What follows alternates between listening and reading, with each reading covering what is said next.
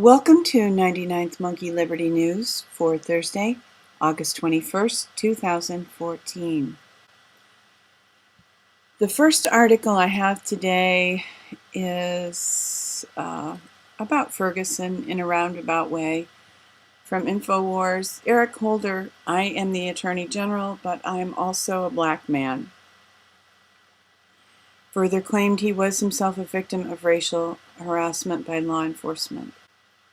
I had a comment about what I shared yesterday about the evidence that the policeman in the shooting case had been injured, and somebody just kind of shrugged that off as if, well, whatever, he deserved it because he was an aggressive cop. And, I can't absolutely rule that out, but can we just all take a couple of steps back? I am reading To Kill a Mockingbird now.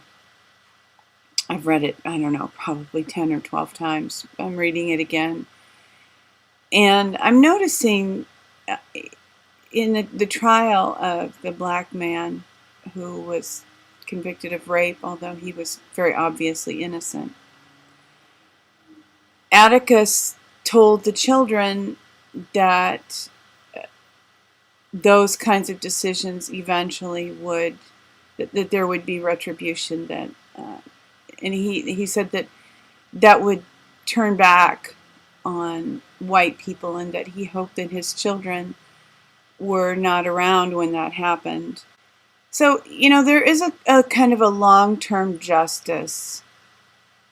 The racism that and fear that worked against blacks for generations has turned now. Do we want retribution or do we want justice?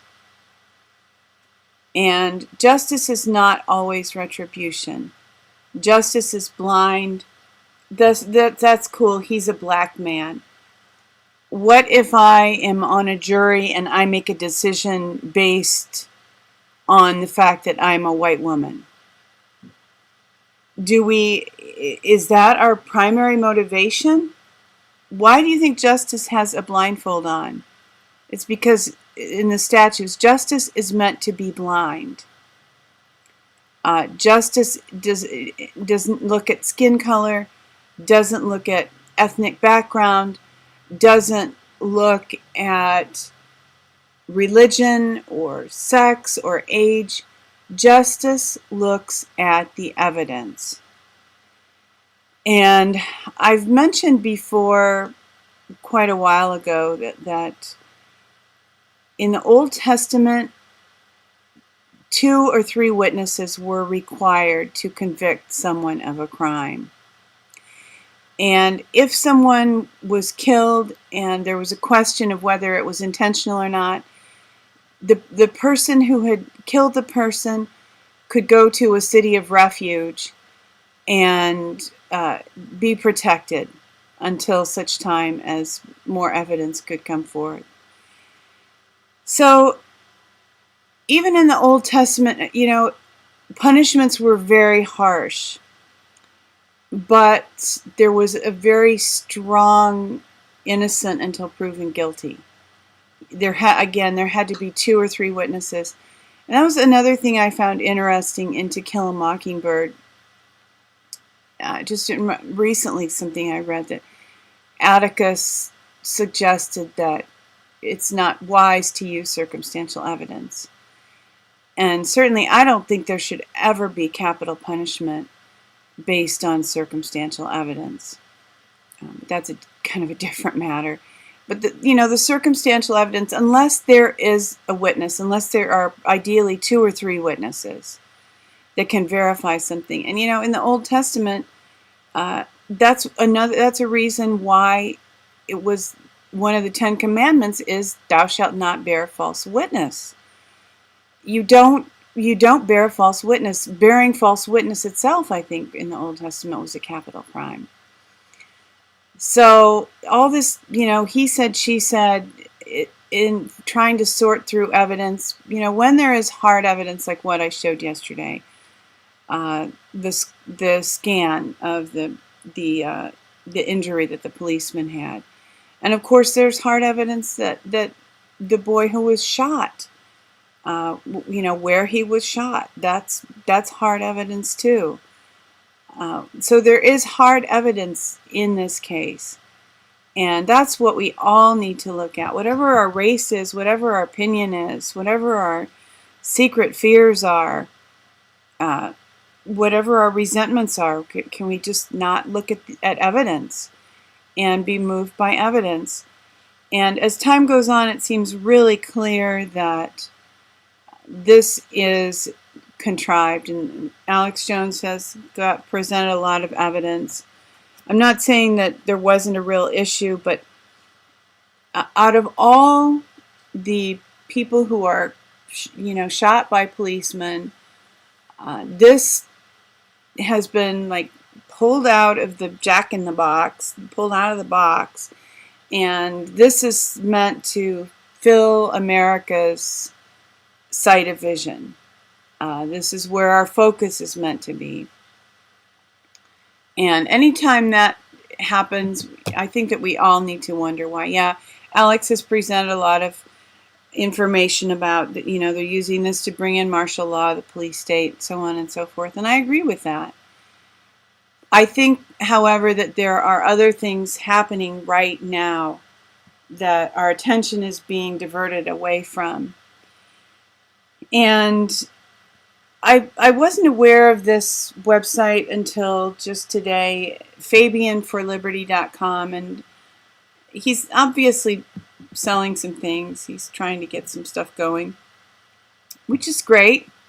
I have no problem with that, but I just like to know the context for information that I'm being presented. But he made an interesting video, which I listened to, Secret Fed Meeting Holds Key to Ferguson Riots, that there is a banking meeting going on this week at Jackson Hole.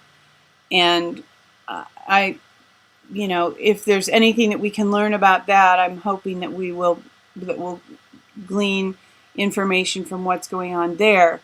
Because honestly, in the long view of what is happening in America, what the decisions the bankers are making are very significant, and they impact upon every single one of us. So maybe we can set aside our differences and focus on the enemies of all of us, and that they are the bankers who are trying to manipulate and control our culture and actually destroy America. Not to be too dramatic, but I do believe that's what's going on.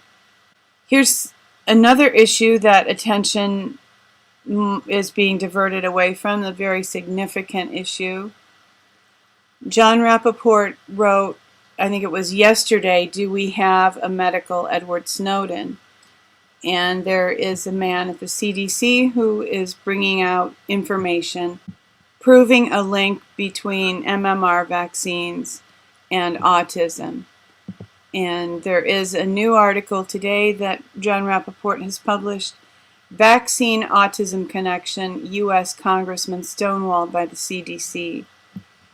And John Rappaport is hoping that this whistleblower will very soon come forward and let people know who he is and give all of the information that he has.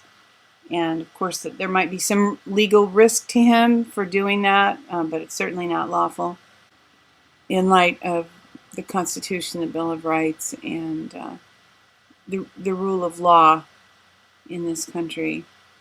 So that is something to be watching, something to be considering, and hopefully this will develop into a big breakthrough where this takes the place that it deserves in media, as opposed to, and praying every day that what's happening in Ferguson will just kind of quietly fizzle out.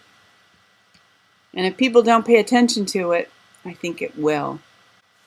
A few days ago, I was talking about how people are drug zombies, and antidepressants and other things of that, drugs of that nature, have turned us all kind of into zombies without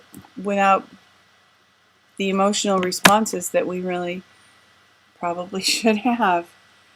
And for some reason, this song was on my mind. Honestly, I love Heart, but this is not one of my favorites of their songs. This is actually probably one of my least favorites.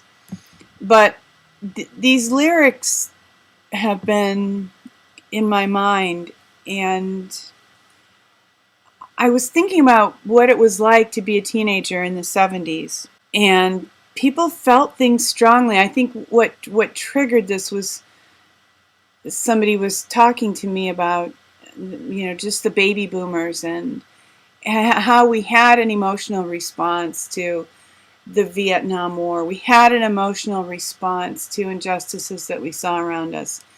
We had an emotional response to the news. And people don't seem to have an emotional response anymore. I was even thinking about Kent State. I remember when, I mentioned Kent State the other day, and I remember even in the, I think it was 1980, trying to watch a documentary about what had happened at Kent State and not being able to finish it because I was nauseated by it. I literally physically felt sick from watching it. And I just don't think that we have those kind of emotional responses anymore, and that is a problem. And here's, and I wasn't the only one. If we still have time, we might still get by. Every time I think about it, I want to cry. With bombs and the devil, and the kids keep coming. No way to breathe easy, no time to be young. Do kids feel like that now? Maybe they do. As far as I know, they don't. They're on drugs. They're on prescription meds. They're playing video games. They're distracted. Their focus is on things that don't matter. They don't get the truth. Even if they watch the news and the mainstream media, they won't really know what's happening around them. And they certainly won't know the significance of it or the impact of it. And I think that it's really important for us to be in touch, as much as it might hurt, rip the Band-Aid off. We won't be able to properly respond to things that are happening around us unless we permit ourselves to feel the impact of them, as unpleasant as that might be. And I think Alex Jones was kind of trying to communicate that yesterday, that he gets so upset because this all means something to him. It's real to him. And we all will be more effective if we do permit ourselves to feel that, something is wrong. And what can we do about it? Let's work together to fix it. And I became aware of this from an email. Actually, I heard Alex Jones mention the other day that he had seen it. And then it didn't really sink in, but then I received an email from, I think it's Movie to Movement, that was really strongly promoting this film. And when I found out who's in it, Meryl Streep, Jeff Bridges, Katie Holmes, it seems like a tremendous film. And I watched the trailer, haven't seen the film yet, but I'm hoping to. And I think this is another film kind of like the Hunger Games. It signifies that people are aware that our lives are shallow and people are craving something more. And my daily prayer is that we all find it, right? Thank you for tuning in for today's 99th Monkey Liberty News. Weeping may endure for a night, but joy comes in the morning. Hoping that you will love one another, take care, and live real life, and maybe even have an opportunity to enforce the Bill of Rights.